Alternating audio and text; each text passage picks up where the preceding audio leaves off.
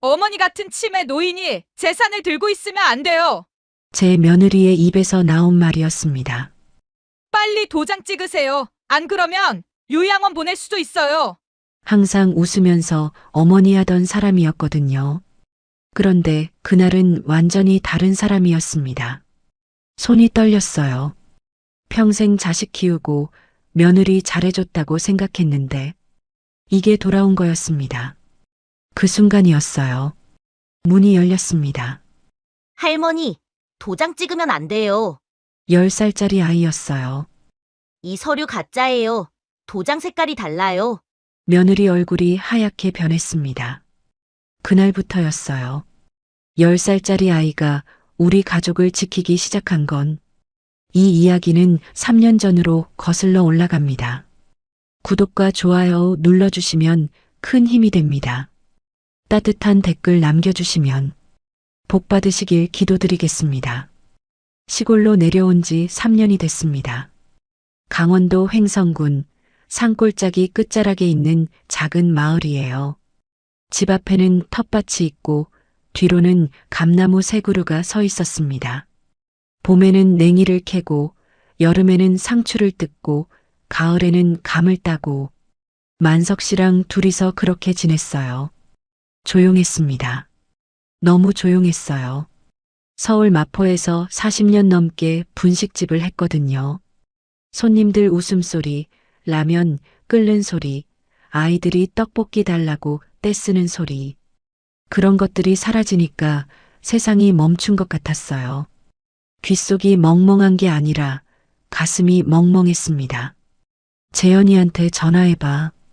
영감이 저녁마다 그렇게 말했어요. 먼저 하겠지, 뭐. 1년이었습니다. 아들 재현이가 연락을 끊은 지 시골 내려갈 때 어머니 잘 다녀오세요 한마디 하고 그 뒤로 전화 한 통 없었어요. 설날에도 추석에도 손주 얼굴은 영상통화로 딱 한 번 보여줬을까 말까였습니다. 그이는 그게 제일 아팠어요. 제가 아프면 영감이 아프고 영감이 아프면 저도 아프고 그러면서 둘 다 아무 말도 안 했습니다. 텃밭에서 함께 흙을 만지면서 말 대신 한숨만 나눴어요. 그게 3년째 우리 부부의 일상이었거든요. 그런데 이상한 일이 시작됐습니다. 그해 가을이었어요. 텃밭에서 배추 모종을 심고 있는데 담장 너머로 작은 얼굴 하나가 쑥 올라왔어요. 할머니, 뭐예요? 깜짝 놀라서 올려다봤습니다. 10살쯤 되어 보이는 남자아이였어요. 까만 단발머리에 크고 반짝이는 눈. 남색 줄무늬 티셔츠를 입은 게 마르고 작았지만 눈빛만은 유난히 또렷했습니다. 누구니? 옆집이요. 김도윤이요. 옆집이라. 할아버지랑 손자가 산다는 건 들었는데 직접 본 건 처음이었어요. 혼자 왔어? 네. 할아버지 주무셔요. 그날 이후로 도윤이는 매일 왔습니다. 하루도 빠지지 않고 아침이면 담장 너머로 고개를 내밀었고 점심때는 텃밭 일을 도와주겠다고 제 옆에 쪼그려 앉았어요. 배추 모종을 심는 걸 한번 보여주니까 그대로 따라했습니다. 흙을 만지는 손이 어찌나 조심스러운지 모종 하나하나 아기 다루듯 했어요. 저는 처음에 경계했습니다. 누가 시킨 건 아닌지, 뭔가 목적이 있는 건 아닌지. 60년 넘게 살다 보면 이유 없이 다가오는 사람이 불편해지거든요. 세상살이가 그렇게 만들어 놓은 거예요. 그런데 이 아이는 진짜 이유가 없었습니다. 할머니, 이거 고구마예요? 아니, 감자. 비슷하게 생겼는데 어떻게 달라요? 캐봐야 알지. 입 모양이 다르거든. 물어보는 게 끝이 없었어요. 어떤 게 무인지, 어떤 게 배추인지, 왜 밭에 물을 아침에만 주는지. 하나를 대답해주면 둘을 더 물었습니다. 나중에야 알았어요. 이 아이에겐 물어볼 사람이 없었다는 걸. 그러다 영감이 바둑판을 꺼냈습니다. 도윤이가 매일 오니까 심심풀이로 가르쳐 주겠다고요. 이리 와. 바둑 둘 줄 알아? 조금이요. 영감이 피식 웃었어요. 10살짜리가 조금 안다는 게 돌 놓는 법 정도 안다는 뜻인 줄 알았거든요. 첫 수를 뒀습니다. 저는 부엌에서 감자를 깎고 있었는데 영감 표정이 점점 굳어지는 게 보였어요. 5분도 안 됐을까? 영감이 고개를 갸우뚱했습니다. 10분쯤 지나니까 이마에 땀이 맺히기 시작했어요. 도윤이가 마지막 돌을 놓았습니다. 이겼다. 영감이 바둑판을 한참 내려다봤어요. 40년 넘게 바둑을 둔 사람입니다. 동네 바둑대회에서 상도 3번이나 탔어요. 그 사람이 10살짜리한테 졌습니다. 그것도 첫 판에. 영감이 저를 돌아보면서 말했어요. 이 녀석이 나를 이겼어. 목소리가 떨렸습니다. 놀라서 떤 게 아니라 뭔가 대단한 걸 발견한 사람의 떨림이었어요. 그때부터였습니다. 제 안에서 뭔가 달라지기 시작한 건 다음 날 저는 도윤이를 시험해 봤습니다. 옛날에 분식집 장부 정리할 때 쓰던 방식으로 숫자 문제를 냈어요. 사과가 127개 있어. 하루에 13개씩 팔면 며칠 만에 다 팔려? 도윤이가 3초 만에 대답했습니다. 9일이요. 나머지 10개 남아요. 소름이 돋았어요. 중학교 수학 문제를 10살짜리가 암산으로 풀었거든요. 도윤아, 이런 거 어디서 배웠어? 할아버지 서재에 책이 많아요. 혼자 읽었어요. 가슴이 먹먹해졌습니다. 혼자 읽었다고요. 가르쳐줄 사람이 없어서 혼자서. 그날 저녁 도윤이가 영감의 서예 도구를 구경했어요. 벼루를 만져보고 붓을 만져보고 빨간 인주를 손가락 끝에 찍어보더니 고개를 갸웃했습니다. 할아버지, 이 인주는 색이 진한 빨강이에요. 우리 할아버지 집에 있는 건 주황색에 가깝거든요. 그래, 인주도 종류가 다르거든. 색이 다르면 도장 찍었을 때 바로 표나요?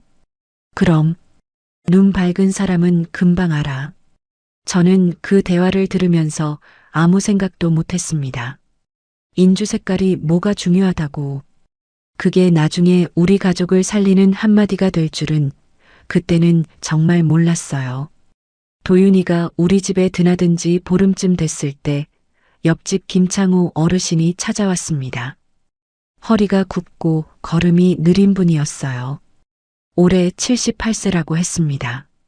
죄송합니다. 도윤이가 매일 와서 폐를 끼치지요? 아이고, 무슨 말씀이세요. 오히려 저희가 덕을 보고 있는걸요. 영감이 마루에 앉으라고 했어요. 창우 어르신은 식혜 한 잔을 받아들더니 한참을 망설였습니다. 주름진 손이 잔을 감싸준 채 미세하게 떨리고 있었어요. 도윤이 엄마가 제 딸이에요. 천천히 말을 꺼냈습니다. 이혼하면서 아이를 두고 갔어요. 아빠 쪽은 재혼한 뒤로 연락이 끊겼고요. 목소리가 갈라졌어요. 감추려고 했지만 감출 수 없는 떨림이었습니다. 양육 포기 서류를 보냈더라고요. 제 딸이. 저는 그 말에 감자를 놓았습니다. 양육 포기요. 10살짜리 아이를 두고. 그래서 제가 데리고 있는데 보시다시피 몸이 좋지 않아서요. 무릎도 안 좋고 당뇨에 혈압약도 먹고 얼마나 더 돌볼 수 있을지. 창우 어르신이 고개를 숙였습니다. 굽은 등이 더 움츠러드는 것 같았어요. 저는 그 등을 보면서 눈시울이 뜨거워졌습니다. 영감이 먼저 말했어요. 선생님, 도윤이 우리한테 보내세요. 밥 먹이고 공부도 봐주겠습니다. 신경 쓰지 마세요. 저는 영감을 바라봤어요. 영감도 저를 바라봤습니다. 아무 말도 하지 않았는데 같은 마음이었어요. 이 아이를 보내면 안 된다. 창우 어르신이 돌아간 뒤 도윤이가 텃밭에서 감자를 캐다가 불쑥 말했습니다. 할머니, 응? 여기가 제일 따뜻해요. 저는 대답을 못했어요. 목이 막혀서요. 10살짜리 아이가 따뜻하다는 말을 그렇게 조심스럽게 하는 걸 저는 처음 봤습니다. 한 번도 따뜻한 곳에 있어 본 적이 없는 아이만 그렇게 말해요. 그날 밤 영감이 잠자리에서 한마디 했습니다. 재현이는 안 오는데 대신 저 아이가 왔네. 그 말이 이상하게 마음에 걸렸어요. 대신이라니. 아들 대신. 그 단어가 자꾸 가슴에 남았습니다. 그런데 그 평화가 깨진 건 열흘 뒤 재현이가 전화를 했기 때문이었습니다. 1년 만이었습니다. 전화기에 재현 두 글자가 떴을 때 저는 부엌에서 된장찌개를 끓이고 있었어요. 숟가락을 떨어뜨렸습니다. 가습을 끄는 것도 잊고 전화를 받았어요. 어머니, 나 재현이야. 목소리가 달라졌더라고요. 예전엔 퉁명스럽기만 했는데 그날은 이상하게 다정했어요. 너무 다정해서 오히려 이상했습니다. 어머니, 이번 주말에 내려가도 돼요? 유진이랑 같이. 심장이 두근거렸어요. 아들이 온다. 며느리까지 함께. 1년 만에 얼굴을 보게 된다는 게 믿기지 않았습니다. 영감한테 말하니까 영감도 입꼬리가 올라갔어요. 안 올라가는 척했지만 다 보였습니다.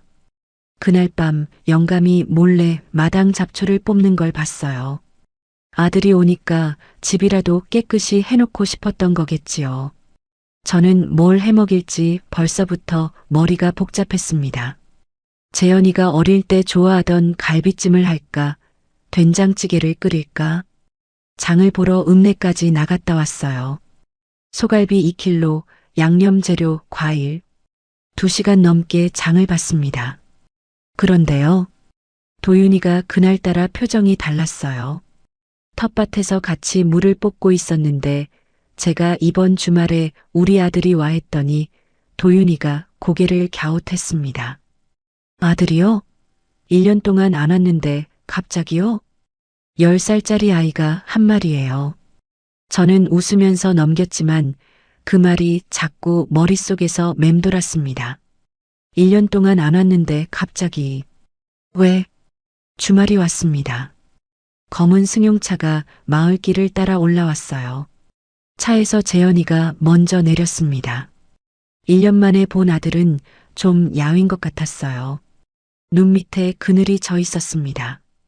회사에서 힘든가 보다 그렇게만 생각했어요. 그 다음에 유진이가 내렸습니다. 저는 그 순간을 아직도 잊을 수가 없어요. 까만 캐시미어 코트, 높은 구두, 번쩍이는 금색 귀걸이. 시골 흙길 위에 10cm짜리 힐이 푹푹 빠지는데도 아랑곳하지 않았어요. 손에는 명품 가방을 들고 있었고 손톱은 새빨갛게 칠해져 있었습니다. 어머니, 잘 지내셨어요? 활짝 웃었어요. 이가 다 보이게. 저는 반가웠습니다. 진심으로. 1년 만에 며느리 얼굴을 보니까 눈물이 날 뻔했어요. 그래, 어서 와. 밥 해놨어. 갈비찜을 차려놨습니다. 과일도 깎아놓고 식혜도 만들어놨어요. 유진이가 와 어머니 솜씨는 여전하시네요 하면서 웃었는데 영감이 옆에서 조용히 지켜보고 있었습니다. 문제는 저녁 식사 중에 시작됐습니다. 재현이가 밥을 먹다가 숟가락을 내려놓고 말했어요. 어머니, 사실 드릴 말씀이 있어서 왔어요. 분위기가 달라졌습니다. 영감이 젓가락을 멈췄어요. 이 동네 땅값이 많이 올랐대요. 어머니 명의 텃밭이랑 집터, 지금 팔면 꽤 괜찮은 가격 받을 수 있다고. 뭐? 저는 멈칫했습니다. 밥 먹으러 온 게 아니었어요. 1년 만에 찾아온 이유가 이거였습니다. 누가 그래? 유진이가 아는 부동산 전문가가 있어요. 이쪽 시세를 잘 안대요. 유진이가 가방에서 서류 봉투를 꺼냈습니다. 식탁 위 갈비찜 접시를 밀어내고 서류를 펼쳤어요. 어머니, 시골에서 농사 짓는 것도 좋지만 이 땅이 지금 한 5억은 된대요. 지금 안 팔면 나중에 후회하실 수도 있어요. 5억이요.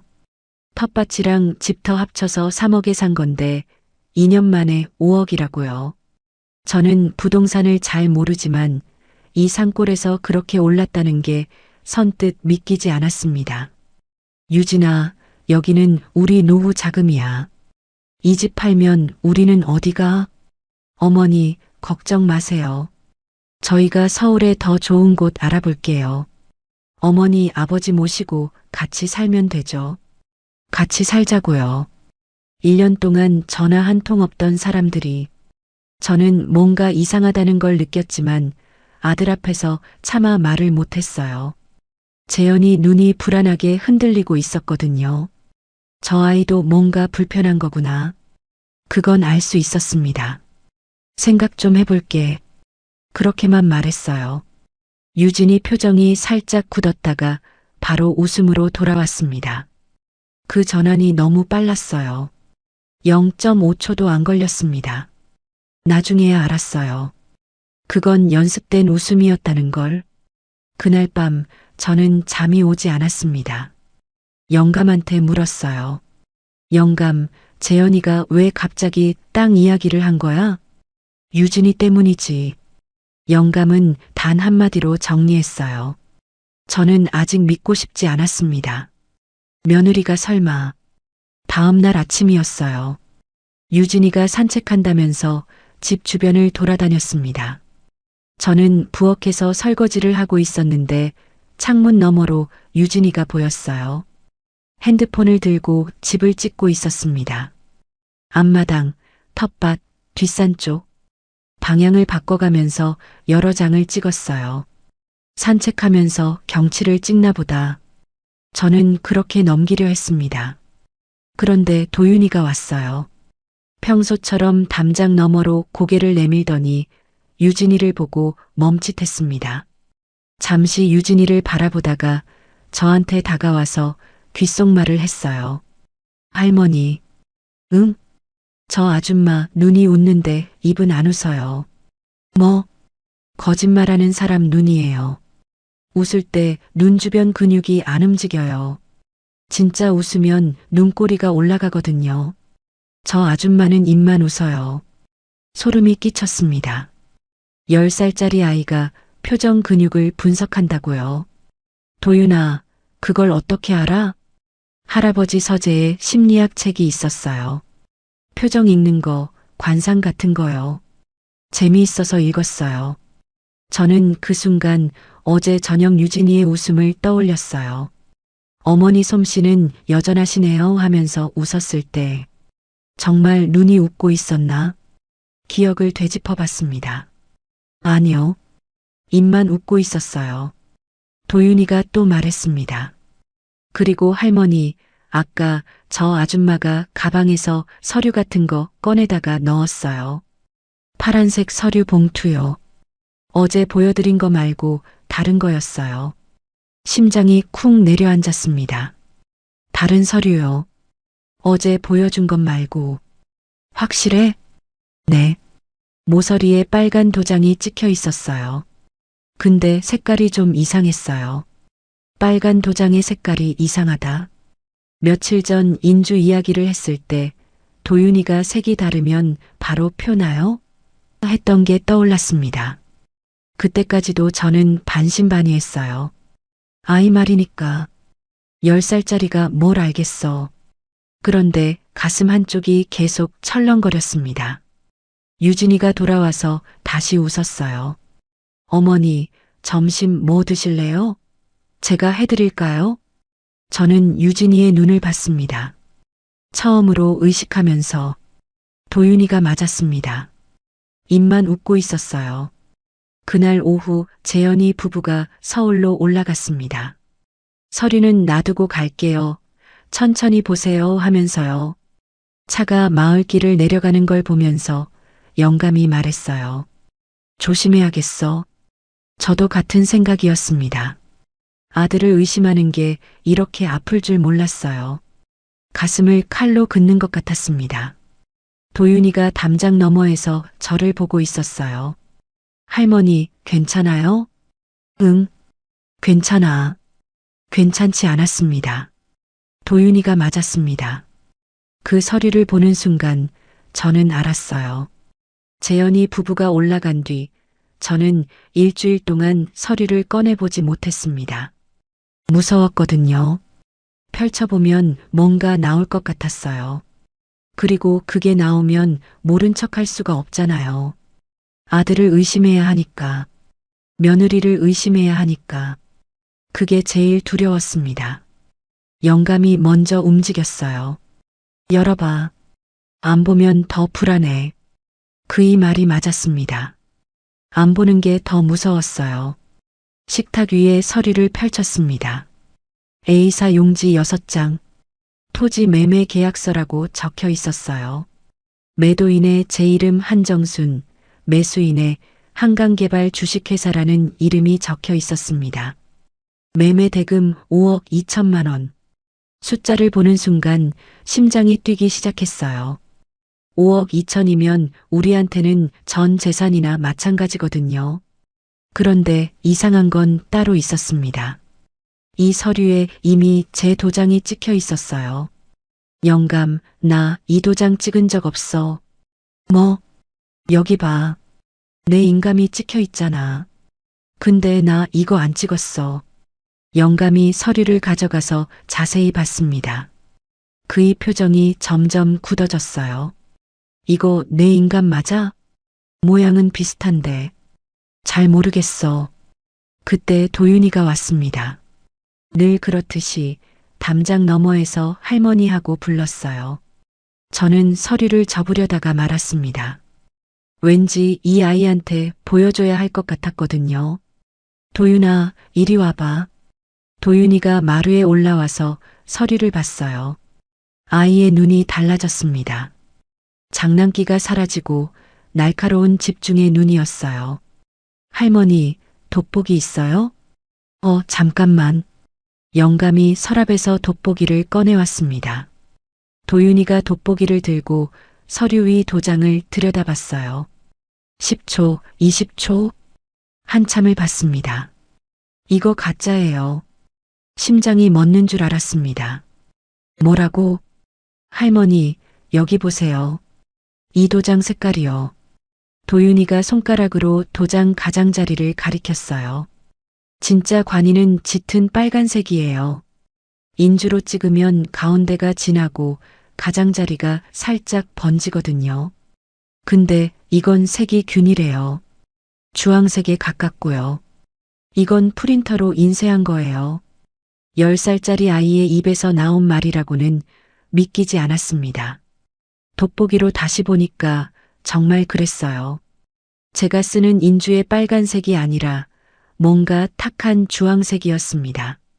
그리고요. 도윤이가 서류 아래쪽을 가리켰어요. 이 글자 보이세요? 매도인 옆에 적힌 글씨체가요.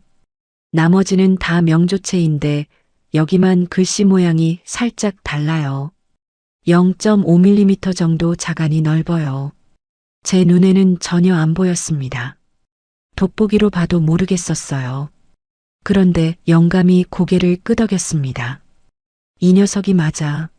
나도 지금 보이네. 여기 한 글자만 다른 폰트야. 도윤이의 눈이 돋보기보다 정확했습니다. 할머니, 이 서류를 만든 사람이 진짜 서류를 복사한 다음에 도장이랑 이름 부분만 바꿔 끼운 거예요. 저는 한참 동안 아무 말도 못했어요. 며느리가 들고 온 서류가 위조 서류라니. 그 말은 재현이도 알고 있다는 뜻일까? 아들도 이걸 알면서 가져온 걸까? 가슴이 찢어지는 것 같았습니다. 영감이 재현한테 전화를 걸었습니다.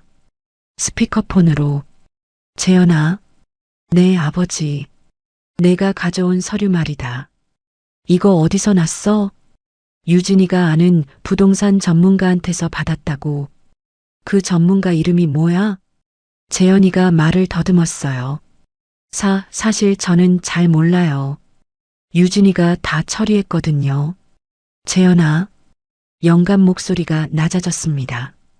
40년 동안 영감이 저런 목소리를 낸 걸 3번밖에 못 봤어요. 진짜 화가 났을 때만 나오는 목소리거든요. 이 서류 도장이 가짜야. 전화기 너머로 침묵이 흘렀습니다. 3초, 5초, 10초. 네. 인감이 위조됐어. 글씨체도 한 군데 다르고. 그게 무슨. 재현이 목소리가 떨렸어요. 저는 귀를 기울였습니다. 아들의 떨림이 들킨 사람의 떨림인지, 처음 알게 된 사람의 떨림인지 구분하고 싶었거든요. 아버지, 저는 정말 몰랐어요. 유진이가 전부 맡겼다고, 서류도 정식으로 받은 거라고. 처음 알게 된 사람의 떨림이었습니다. 저는 그걸 듣고 눈물이 났어요. 아들은 속은 거였습니다. 아들도 이용당한 거였어요. 그런데 안도할 수가 없었습니다.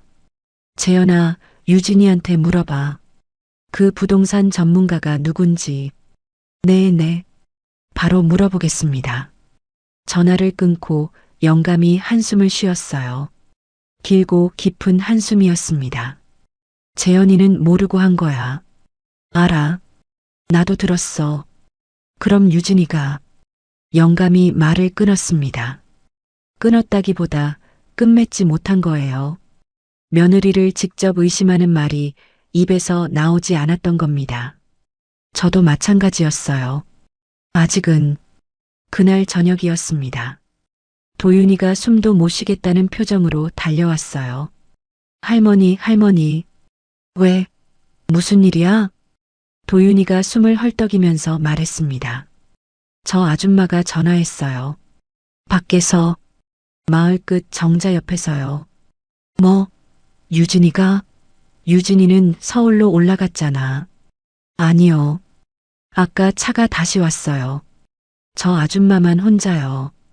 아저씨는 안 왔어요. 유진이가 혼자 다시 내려왔다고요. 재현이 없이. 전화로 뭐라고 하던?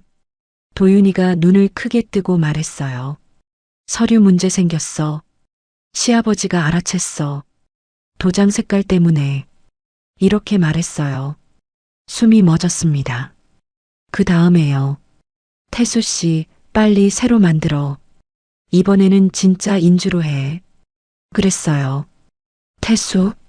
처음 듣는 이름이었습니다. 그 사람이 누구래?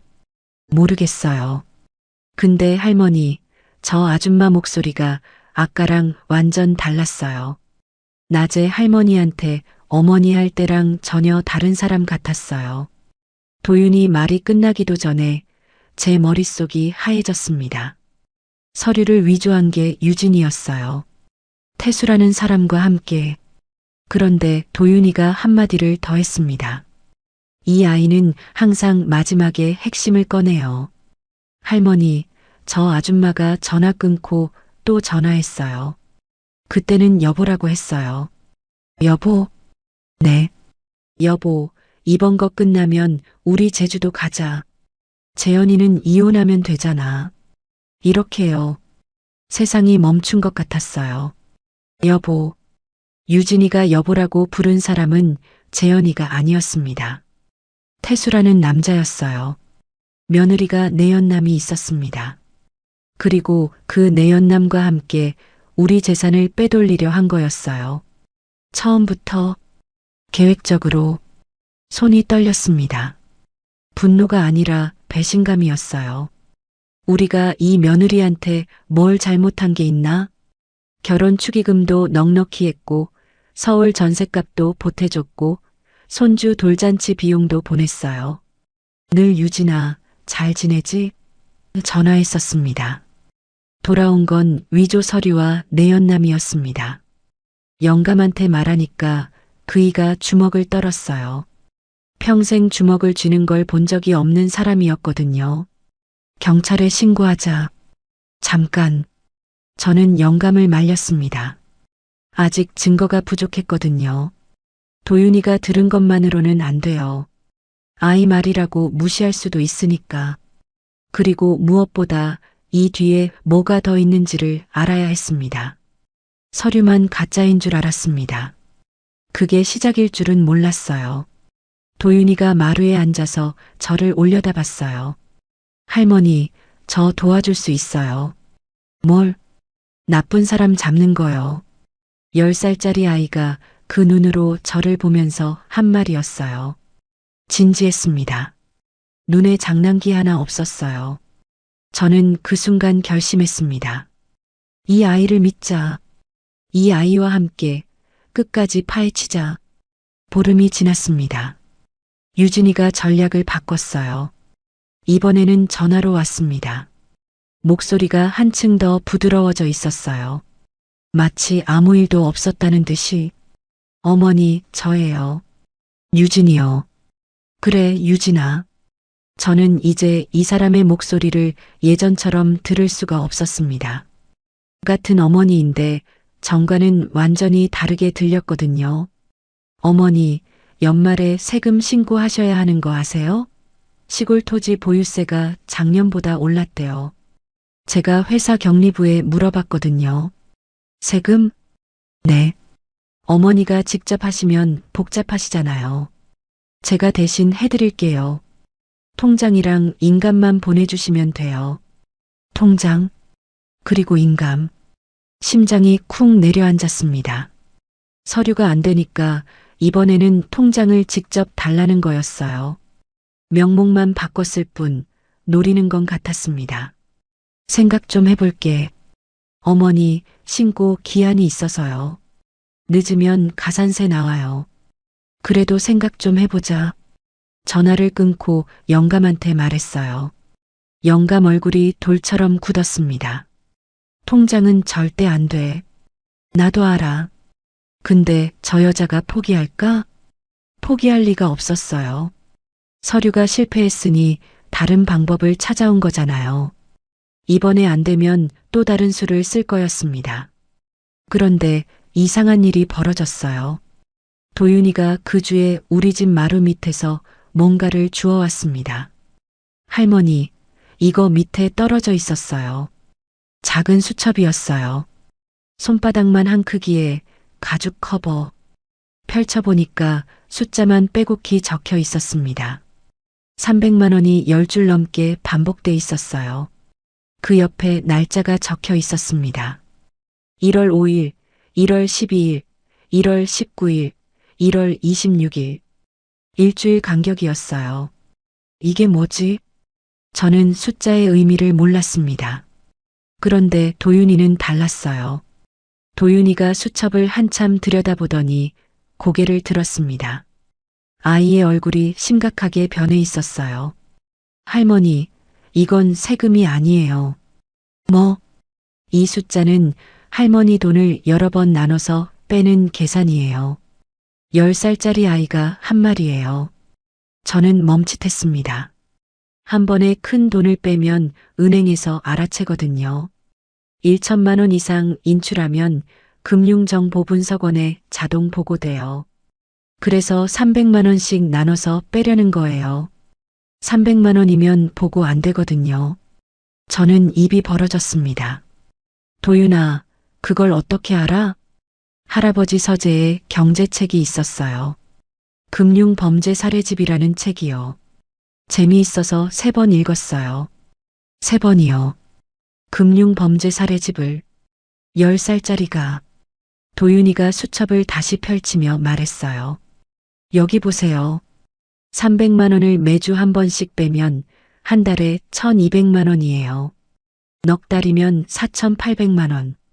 할머니 통장에 1억 5천만 원 있으시잖아요. 그걸 어떻게 해? 할머니가 전에 노후 자금이 1억 5천이라고 하셨잖아요. 기억력까지 완벽했습니다. 제가 무심코 한 말을 그대로 기억하고 있었어요. 넉 달이면 4,800만 원, 1년이면 1억 4,400만 원이에요. 수수료 빼면 할머니 통장이 거의 비어요.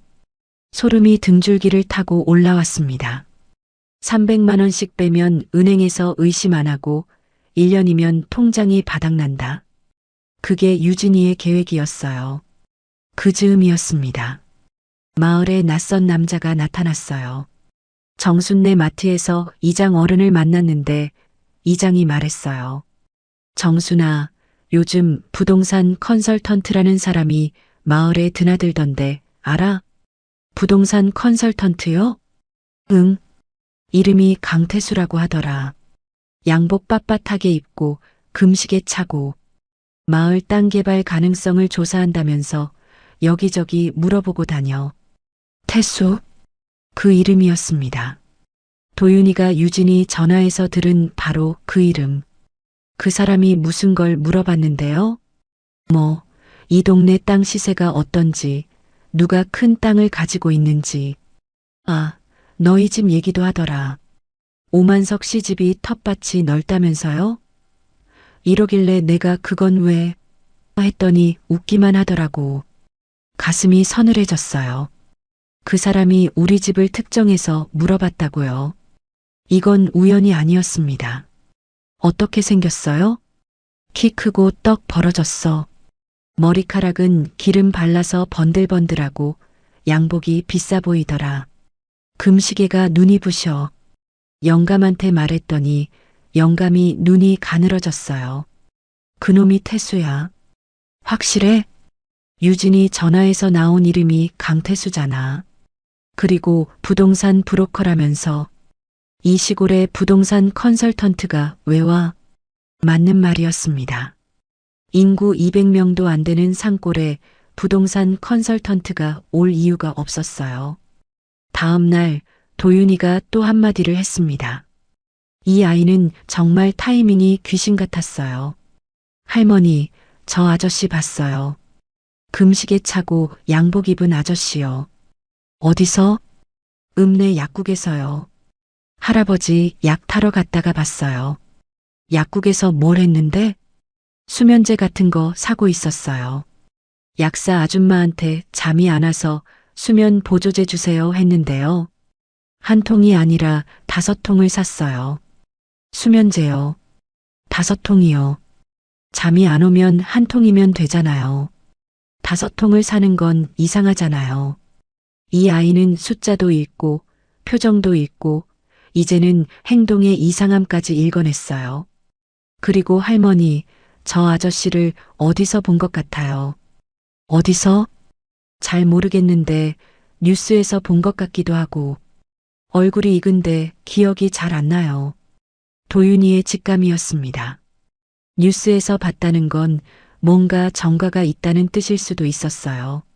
아직은 확인할 방법이 없었지만 그날 밤 저는 잠이 오지 않았습니다. 유진이는 서류가 실패하자 통장을 노렸고 강태수는 마을에 잠입해서 우리 재산을 캤어요. 수면제까지 5통이나 산 건 대체 뭐에 쓰려는 걸까? 영감이 잠자리에서 말했어요. 내일 파출소 가볼까? 아직 안 돼. 증거가 부족해. 그럼 어떡해? 저는 천장을 바라보며 생각했습니다. 도윤이가 들은 전화통화, 마루 밑에서 주운 수첩, 태수의 수면제 구입. 조각은 있는데 그림이 아직 안 보였어요. 그런데 그 수면제의 용도를 알게 된 건 일주일 뒤였습니다. 돈만 노리는 줄 알았어요. 저를 미친 사람으로 만들려고 했다는 걸 그때는 몰랐습니다. 도윤이가 저녁에 돌아가면서 문간에서 말했어요. 할머니, 저 아저씨가 수면제를 많이 산 건요. 누군가를 재우려는 거예요. 재우려고? 네. 깨어있으면 안 되는 사람이 있으니까요. 10살짜리 아이가 한 말이에요. 등골이 오싹했습니다. 그 사람이 재우려는 건 저였어요. 유진이가 또 내려왔습니다. 이번에는 재현이까지 데리고요. 어머니 건강이 걱정돼서 왔어요 하면서요. 반찬 몇 가지를 싸왔더라고요. 된장, 고추장, 멸치볶음, 깻잎장아찌. 정성스럽게 포장까지 해서요. 어머니, 제가 담근 된장이에요. 맛있게 드세요. 저는 받았습니다. 의심을 눈치채면 안 되니까요. 웃으면서 받았어요. 고맙다, 유진아. 이 한마디가 이렇게 어려운 줄 몰랐습니다. 입에서 고맙다가 나오는데 속에서는 이 여자가 또 뭘 꾸미는 거지가 올라왔거든요. 재현이 부부가 올라간 뒤 저는 유진이가 가져온 된장으로 찌개를 끓여 먹었습니다. 맛이 괜찮았어요. 영감도 맛있네 했어요. 그런데요. 그날 오후부터 이상해지기 시작했습니다. 눈이 감겼어요. 텃밭에서 물을 뽑고 있었는데 갑자기 온몸이 무거워졌습니다. 눈꺼풀이 납덩이처럼 내려왔어요. 서 있는데 다리가 풀리는 느낌이었습니다. 영감, 나 좀 이상해. 왜? 갑자기 졸려. 눈을 뜰 수가 없어. 집에 들어와서 식탁에 앉았는데 그대로 잠들어 버렸어요. 식탁에 엎드린 채로 깨어보니 2시간이 지나 있었습니다. 다음 날도 마찬가지였어요. 아침에 된장찌개를 먹고 나면 1시간쯤 뒤에 쏟아지듯 졸음이 밀려왔습니다. 점심때도 유진이 가져온 반찬을 먹었는데 또 잠들었어요. 사흘째 되던 날 영감이 심각하게 말했습니다. 당신 요즘 너무 많이 자. 병원 가봐야 하는 거 아니야? 저도 그 생각을 했어요. 혹시 나이 들어서 몸이 안 좋아진 건 아닌지, 아니면 정말 치매 초기 증상인 건 아닌지. 그때 유진이한테서 전화가 왔습니다. 어머니, 요즘 좀 어떠세요? 깜빡깜빡 하시는 거 없으세요? 깜빡? 아, 아니에요. 그냥 걱정돼서요. 나이가 있으시니까. 전화를 끊고 저는 멈칫했습니다. 깜빡하냐고 물어봤어요. 왜 갑자기 그런 질문을 하지? 나중에야 알았습니다. 유진이는 확인하고 있었어요. 자기가 건네준 음식을 먹고 제가 얼마나 이상해졌는지. 나흘째 되던 날 재현이한테서도 전화가 왔습니다. 어머니, 유진이가 그러는데 어머니가 요즘 자꾸 깜빡하신대요. 뭐? 내가 언제? 음식 해놓고 까먹으신다거나 같은 말 반복하신다거나. 유진이가 걱정하고 있어요. 저는 소름이 돋았습니다. 제가 깜빡한 적도 없고 같은 말을 반복한 적도 없어요. 유진이가 재현이한테 거짓말을 하고 있었습니다. 없는 증상을 만들어내고 있었어요. 재현아, 나 아무 문제도 없어. 어머니, 그렇게 말씀하셔도 본인이 모르시는 경우가 있어서요. 유진이가 후견인 제도라는 게 있다고 하던데 혹시 모르니까 미리 알아봐야. 후견인이요. 그 단어가 귀에 꽂혔습니다. 후견인. 치매로 판정받으면 법적으로 재산을 본인이 관리할 수 없게 되는 거였어요. 후견인이 대신 관리합니다. 그 후견인이 아들이 되면 아들의 아내가 뒤에서 조종할 수 있는 거고요. 서류가 실패하고 통장이 실패하니까 이번에는 저를 치매 환자로 만들려는 거였습니다. 닷새째 되던 날이었어요. 도윤이가 왔습니다. 늘 그렇듯이 할머니 하면서 마루에 올라왔는데 부엌 쪽을 보더니 코를 킁킁거렸어요. 할머니, 이건 뭐예요? 된장찌개. 냄새가 좀 달라요. 뭐가? 도윤이가 냄비 쪽으로 다가갔어요. 뚝배기 뚜껑을 열고 고개를 숙여서 냄새를 맡았습니다. 1번, 2번, 3번. 이거 된장 냄새 말고 다른 냄새가 나요.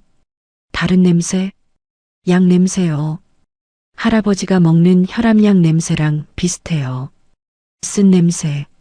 저는 도윤이 말을 듣고 직접 냄새를 맡아봤어요. 모르겠었습니다. 된장 냄새가 워낙 강해서요.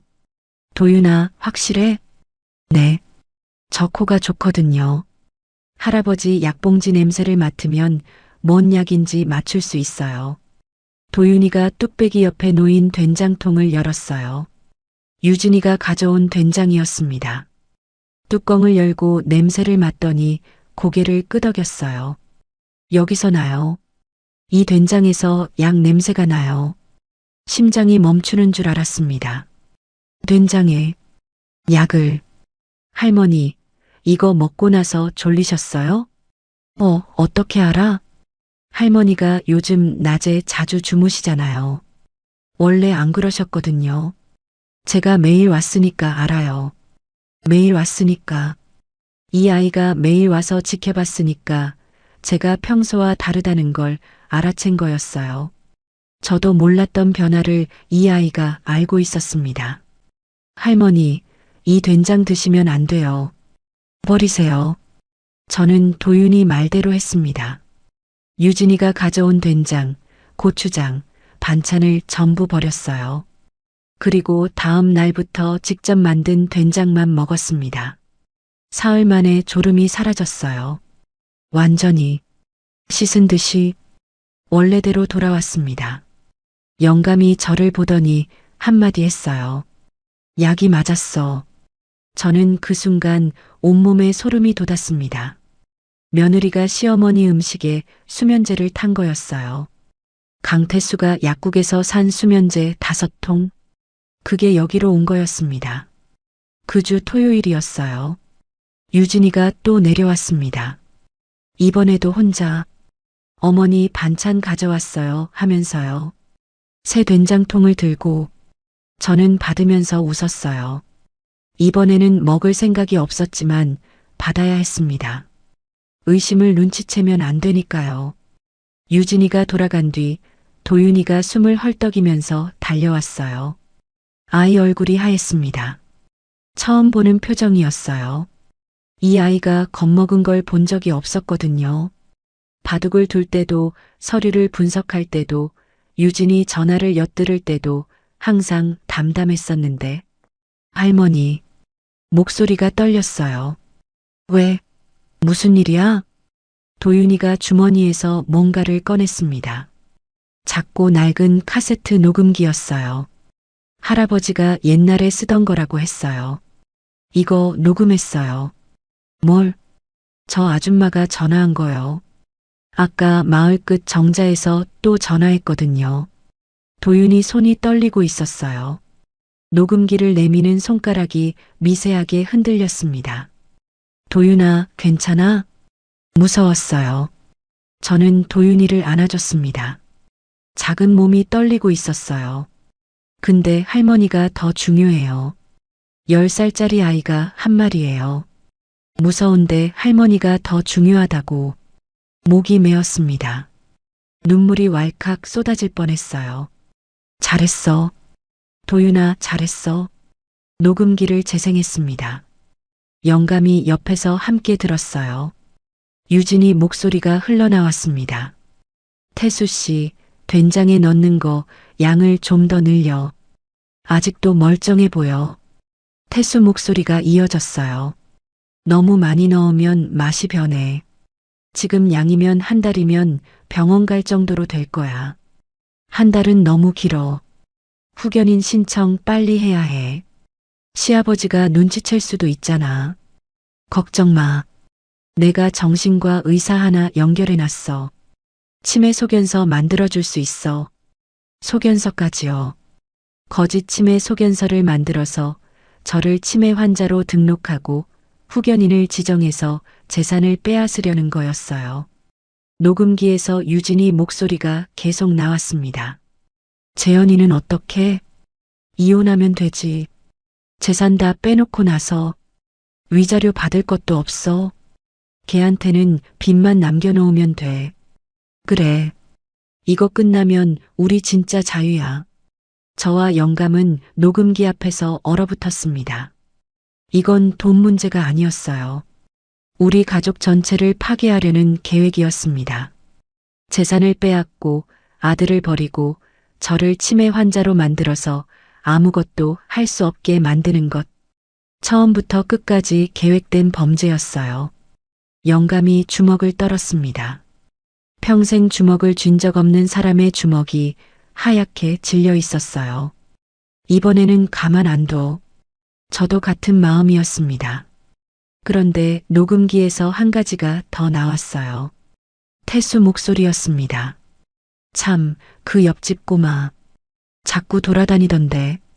한 번만 더 끼어들면 할아버지한테 안 좋은 일이 생길 수도 있어. 도윤이를 협박한 거였어요.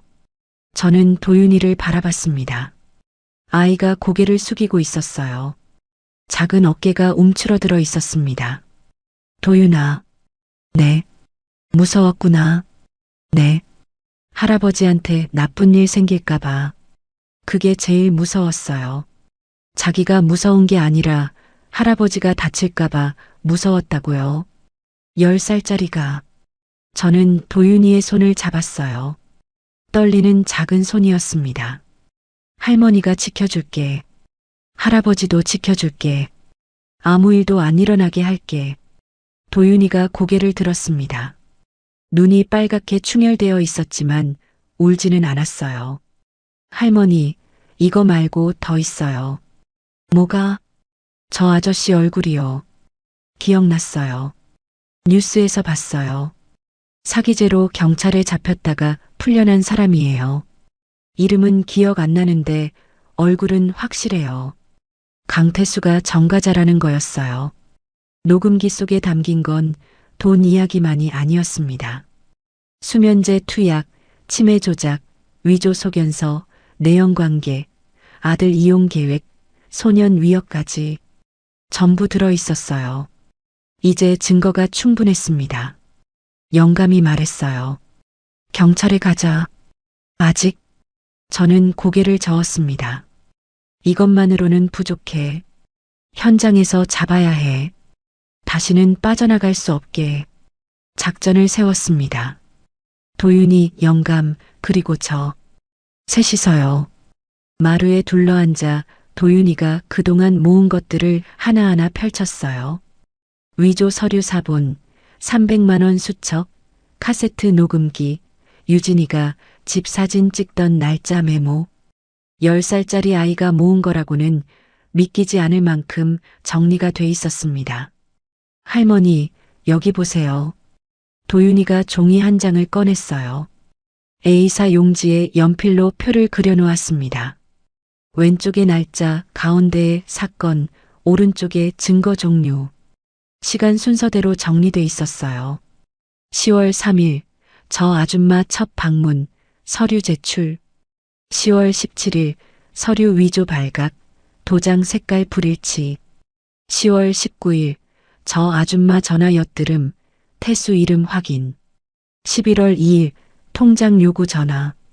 11월 8일, 수첩 발견, 300만 원 분할 인출 계획. 11월 10일, 저 아저씨 마을 출연, 수면제 5통 구입. 11월 22일, 수면제 된장 투입 확인. 11월 25일, 녹음기 확보, 치매 조작 계획 내연 관계 소년 위협. 영감이 도윤이를 바라봤어요. 제가 봤을 때 영감 눈에 눈물이 맺혀 있었습니다. 말은 안 했지만 이 아이가 대견해서 울컥한 거였어요. 도윤아, 이제 우리가 뭘 해야 하는지 알겠다. 제가 말했어요. 유진이한테 통장을 줄게요. 진짜로. 영감이 놀라서 돌아봤습니다. 뭐, 진짜죠? 통장을 주는 척 하는 거예요. 유진이가 통장을 받아서 강태수한테 전달하는 현장을 잡아야 해요. 둘이 만나는 걸 찍으면 돼요. 도윤이가 고개를 끄덕였어요. 할머니, CCTV 있으면 좋겠어요. CCTV? 저 아줌마가 통장을 저 아저씨한테 전달하는 걸 영상으로 남겨야 해요. 녹음만으로는 부족할 수도 있거든요.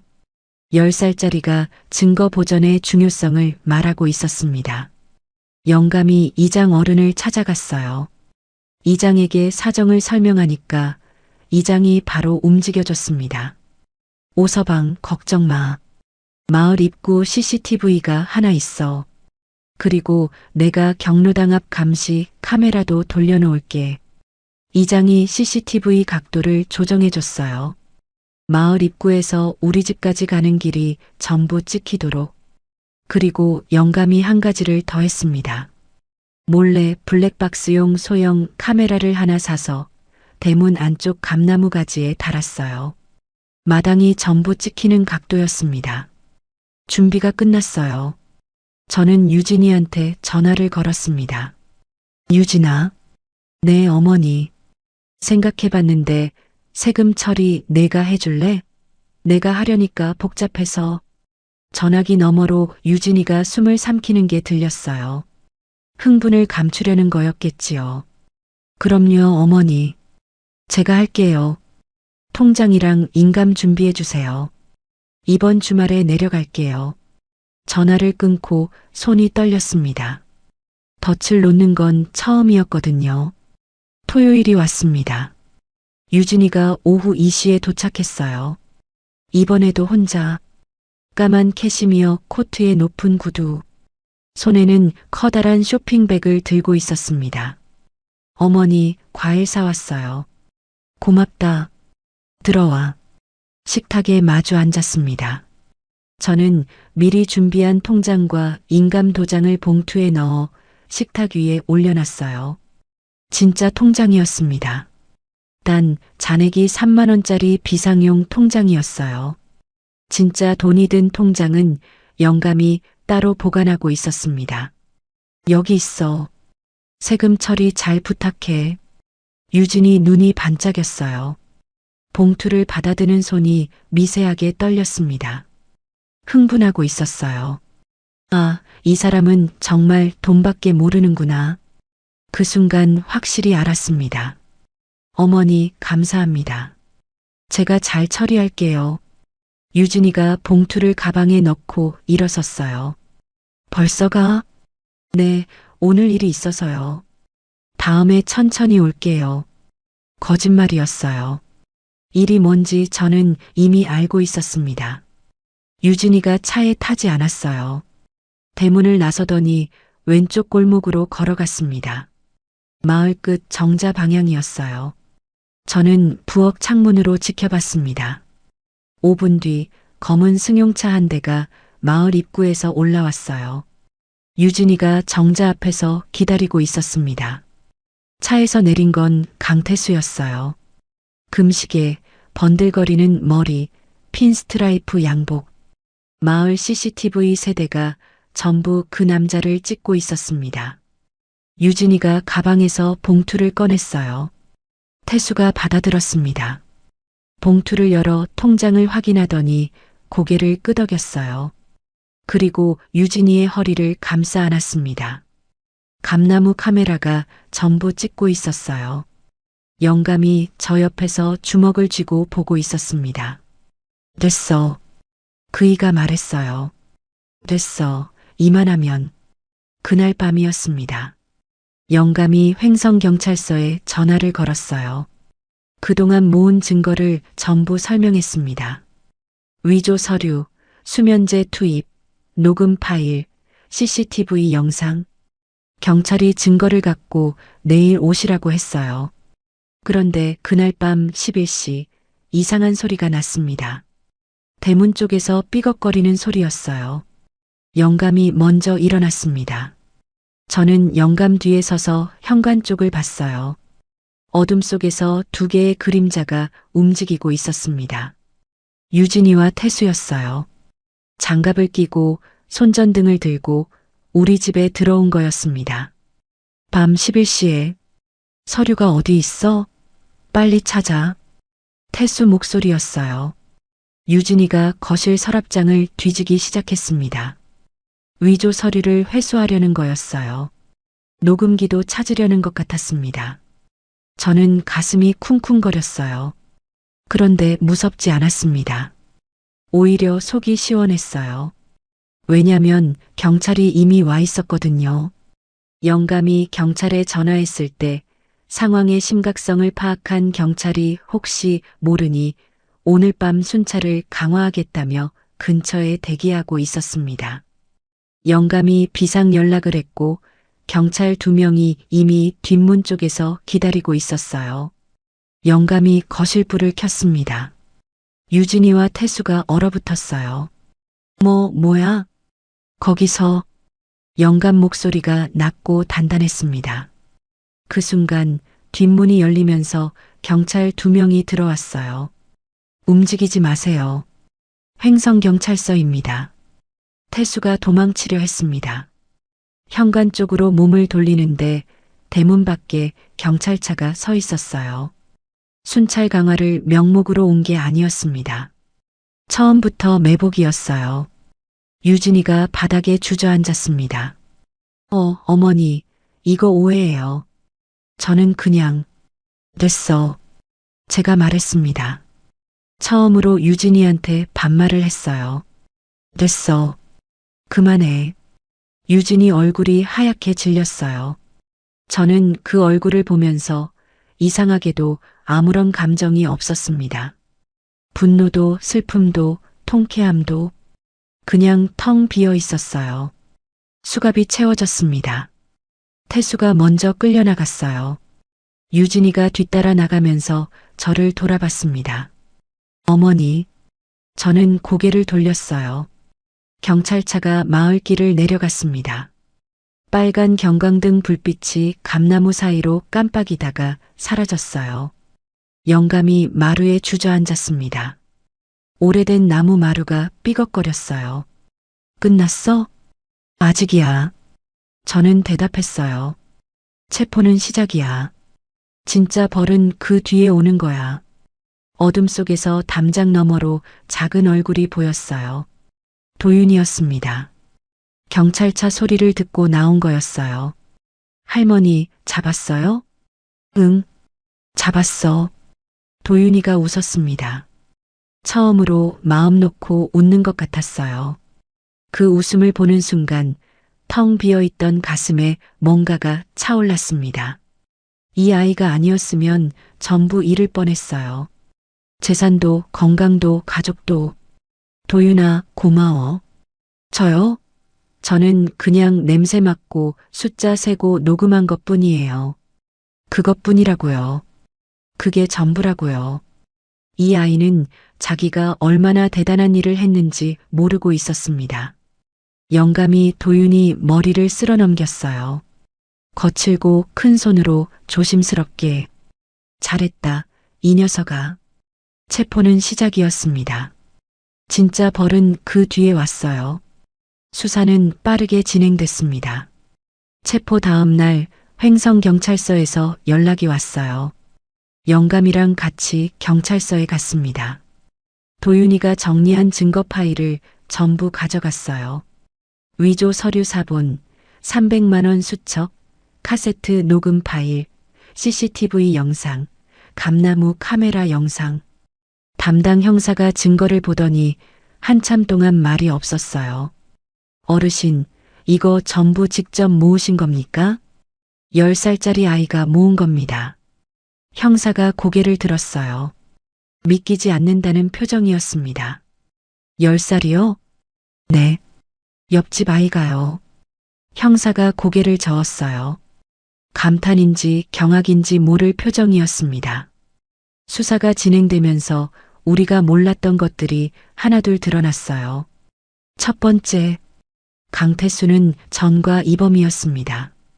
도윤이가 뉴스에서 본 것 같다고 했었지요. 맞았어요. 강태수는 3년 전 부동산 사기로 징역 2년을 살고 나온 사람이었습니다. 출소 후 이름을 바꾸지는 않았지만 활동 지역을 옮겨서 다시 사기를 시작한 거였어요. 경찰 기록에 따르면 태수는 지방 노인 대상 부동산 사기를 전문으로 하는 사람이었습니다. 우리가 첫 번째 피해자가 아니었어요. 두 번째, 유진이의 정체가 밝혀졌습니다. 유진이는 결혼 전부터 태수와 사귀고 있었어요. 경찰이 유진이 휴대폰을 압수해서 메시지 기록을 확인했는데 결혼 6개월 전부터 태수와 주고받은 메시지가 3,000건 넘게 나왔습니다. 재현이 부모 재산이 얼마나 되는지 알아봤어. 서울 아파트 팔면 꽤 될 거야. 이 메시지가 결혼 3개월 전 거였어요. 처음부터였습니다. 유진이는 재현이를 사랑해서 결혼한 게 아니었어요. 우리 재산을 노리고 결혼한 거였습니다. 그 사실을 알았을 때 저는 의자에서 일어설 수가 없었어요. 다리에 힘이 풀렸습니다. 영감이 저를 부축했어요. 세 번째, 유진이와 태수가 노린 건 우리 집만이 아니었습니다. 경찰 조사 결과 태수는 다른 지역에서도 비슷한 수법으로 3건의 사기를 진행 중이었어요. 전부 시골에 사는 노부부 대상이었습니다. 유진이는 태수의 조력자로서 각 가정에 접근하는 통로 역할을 맡고 있었어요. 우리는 4번째 타깃이었습니다. 재판이 열렸어요. 원주지방법원이었습니다. 겨울이 시작된 12월이었어요. 법정에 들어서는 순간 유진이가 보였습니다. 구치소 회색 죄수복을 입고 있었어요.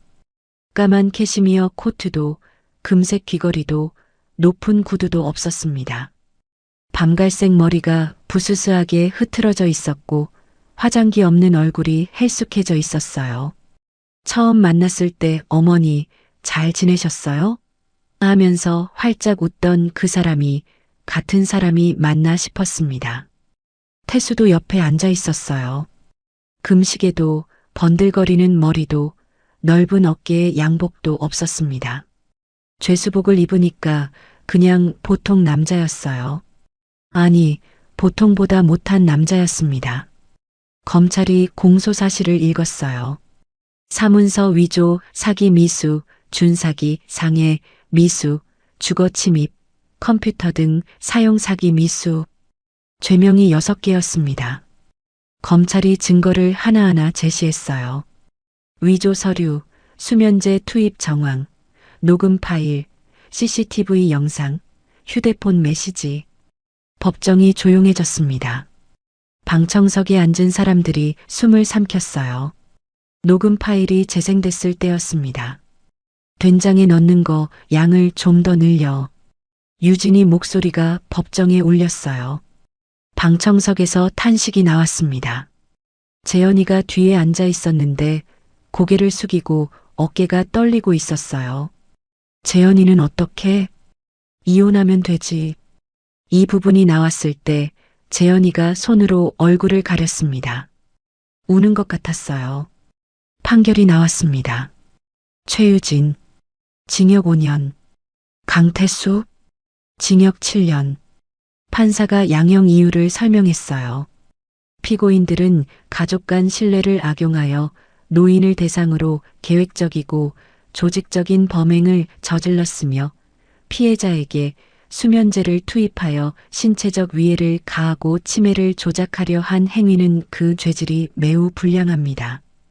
유진이가 자리에서 일어났습니다. 뒤를 돌아봤어요. 저를 봤습니다. 그리고 무릎을 꿇었어요. 어머니, 용서해 주세요. 제가 잘못했어요. 한 번만 봐주세요. 법정이 다시 조용해졌습니다. 저는 유진이를 바라봤어요. 무릎 꿇은 며느리를. 아니, 전 며느리를. 유진아. 저는 천천히 말했습니다. 당신이 노린 건 우리 돈이 아니었어. 우리 가족이었어. 아들을 이용하고 나를 미친 사람으로 만들려 하고 10살짜리 아이까지 협박했어. 유진이 고개가 더 숙여졌어요. 용서는 없어. 이 한마디를 하는데 1년이 걸렸습니다. 처음 의심했을 때부터 지금까지 용서할 수 있을까 고민했던 적도 있었어요. 그런데 수면제를 된장에 넣었다는 걸 알았을 때, 도윤이를 협박했다는 걸 들었을 때, 결혼 전부터 계획이었다는 걸 확인했을 때, 용서의 여지가 전부 사라졌습니다. 유진이가 끌려나갔어요. 울음소리가 복도에서 멀어졌습니다. 저는 아무런 감정이 없었어요. 통쾌하지도 않았고 슬프지도 않았습니다. 그냥 끝났다는 것만 느꼈어요. 법정을 나오니까 재현이가 기다리고 있었어요. 복도 벤치에 앉아서 고개를 숙이고 있었습니다. 눈이 퉁퉁 부어 있었어요. 정장 차림이었는데 넥타이가 비뚤어져 있었습니다. 저를 보더니 일어났어요. 그리고 그 자리에서 무릎을 꿇었습니다. 어머니, 아버지, 목소리가 갈라졌어요. 죄송합니다. 제가 바보였습니다. 영감이 먼저 다가갔어요. 아무 말 없이 아들 앞에 서서 한참을 내려다봤습니다. 일어나. 아버지, 저는 일어나라고. 재현이가 천천히 일어났어요. 영감이 아들의 어깨를 잡았습니다. 꽉 잡았어요. 흔들리지 말라는 듯이. 내가 잘못한 건 알아. 근데 속은 거지. 같이 한 건 아니잖아. 그래도 제가 더 살펴봤어야 했어요. 어머니 아버지한테 1년 동안 전화도 안 하고 유진이 말만 듣고 재현이 목소리가 점점 작아졌어요. 이혼 서류 냈어요. 다 끝났어요. 저는 아들을 바라봤습니다. 38살 먹은 아들이 무릎 꿇고 우는 걸 보는 게 이렇게 아픈 줄 몰랐어요. 분명 이 아이도 피해자인데 밉기도 하고 불쌍하기도 하고 감정이 엉켜서 풀 수가 없었습니다. 재현아, 네 어머니. 다시 시작하자는 말은 아직 못하겠어. 재현이 고개가 떨어졌어요. 시간이 필요해. 아직? 네. 알겠습니다. 근데 한 가지는 알아둬. 네. 내가 우리 아들인 건 변하지 않아. 재현이 눈에서 눈물이 떨어졌습니다. 아무 말도 못하고 고개만 끄덕였어요. 저는 그 모습을 보면서 어쩌면 시간이 약이 될 거라고 생각했습니다. 지금은 아무것도 할 수 없지만 시간이 지나면 뭔가 달라질 수도 있을 거라고. 법원을 나왔어요. 겨울바람이 차가웠습니다. 영감이 제 어깨에 점퍼를 걸쳐줬어요. 집에 가자. 응. 도윤이가 기다리고 있을 거야. 맞아요. 도윤이가 기다리고 있었어요. 차를 타고 횡성으로 돌아가는 길에 저는 창밖을 봤습니다. 산이 하얗게 눈을 뒤집어 쓰고 있었어요. 겨울이 왔는데 이상하게도 마음은 봄이 오는 것 같았습니다. 집에 도착하니까 대문 앞에 도윤이가 서 있었어요. 장갑도 안 끼고 코가 빨갛게 얼어서 할머니, 추워요? 너야말로 추웠지. 왜 안 들어가고 서 있어? 할머니 오실 때까지 기다리려고요. 저는 도윤이를 안았습니다. 꽉 안았어요. 이 아이가 없었으면 지금 이 순간은 오지 않았습니다. 재산도 건강도 가족도 전부 잃었을 거예요. 10살짜리 아이가 바둑을 두고 숫자를 세고 냄새를 맡고 녹음을 하고 증거를 정리해서 우리 가족을 살렸습니다. 도윤아. 네. 우리 집 식구 할래? 도윤이가 고개를 들었어요. 크고 반짝이는 눈이 저를 올려다봤습니다. 진짜요? 진짜야. 할머니랑 할아버지랑 같이 살자. 도윤이 입이 벌어졌어요. 그리고 눈이 빨개지더니 처음으로 울었습니다. 이 아이가 우는 걸 본 건 그때가 처음이었어요. 소리 없이 울었어요. 어깨만 들썩이면서 영감이 뒤에서 도윤이 머리를 쓸어넘기며 말했어요. 이 녀석아, 진작 그럴걸. 3년이 지났습니다. 도윤이가 중학생이 됐어요. 키가 많이 자랐습니다. 제 어깨를 넘겼어요. 까만 단발은 그대로인데 얼굴이 갸름해지고 목소리가 살짝 굵어졌습니다. 아침마다 셋이서 밥을 먹어요. 영감이 된장찌개를 끓이고 도윤이가 밥을 푸고 저는 반찬을 놓습니다. 아무 말 없이 그렇게 역할이 나뉘었어요. 정해준 적이 없는데 자연스럽게 도윤이가 수학 올림피아드에서 은상을 탔어요. 상장을 가져와서 식탁 위에 올려놓으면서 말했습니다. 할머니, 이거 냉장고에 붙여도 돼요? 당연하지. 냉장고 문에 상장을 붙였어요. 그 옆에 도윤이가 초등학교 때 그린 그림이 아직 붙어 있었습니다. 우리 가족이라고 제목을 쓴 그림이에요. 할머니, 할아버지, 그리고 가운데에 자기. 그 그림을 도윤이가 우리 집에 온 첫 해 가을에 그렸거든요. 재현이가 명절마다 내려왔어요. 이혼 후 서울에서 혼자 살고 있었습니다. 처음에는 어색했어요. 현관에서 어머니하고 부르는 소리가 예전 같지 않았거든요. 목소리가 작아져 있었어요. 그런데 시간이 흘렀습니다. 도윤이가 먼저 다가갔어요. 아저씨, 바둑 둘래요? 하면서요. 재현이가 당황했지만 마루에 앉았습니다. 도윤이가 이겼어요. 3판 연속으로. 재현이가 피식 웃었습니다. 아버지한테 들었는데 너 우리 아버지도 이겼다며? 첩하네요. 대단하다, 진짜. 어색하지만 함께 앉아 있었어요. 완벽하지 않았습니다. 아직 갈 길이 멀었어요. 하지만 같은 마루에 앉아 바둑을 두고 있다는 것 자체가 시간이 준 선물이었습니다. 오후에 텃밭에 나갔어요. 도윤이가 상추를 뜯고 있었습니다. 3년 전 배추 모종 심는 법을 처음 배웠던 그 자리에서요. 그때는 모종 하나하나를 아기 다루듯 조심스럽게 만졌는데 이제는 손이 익숙해져서 척척 뜯어냈어요. 영감이 옆에서 호미질을 하고 있었습니다. 도윤이랑 나란히. 한 줄은 영감이, 한 줄은 도윤이. 말없이 흙을 만지고 있었어요. 저는 마루에 앉아서 그 두 사람을 바라봤습니다.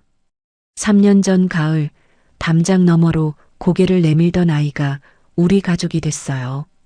바둑을 두고 숫자를 세고 냄새를 맡고 녹음을 하고 증거를 정리해서 우리를 살린 아이. 부모에게 버림받았지만 누구보다 따뜻한 마음을 가진 아이. 무서웠지만 할머니가 더 중요하다고 말한 아이. 도윤이가 고개를 들었어요. 할머니, 저녁 뭐예요? 된장찌개. 우리 된장이죠? 당연하지. 우리 된장. 도윤이가 웃었습니다. 그 웃음 하나에 3년의 시간이 전부 담겨 있었어요. 가족은 피가 만드는 게 아니었습니다. 마음이 만드는 거였어요.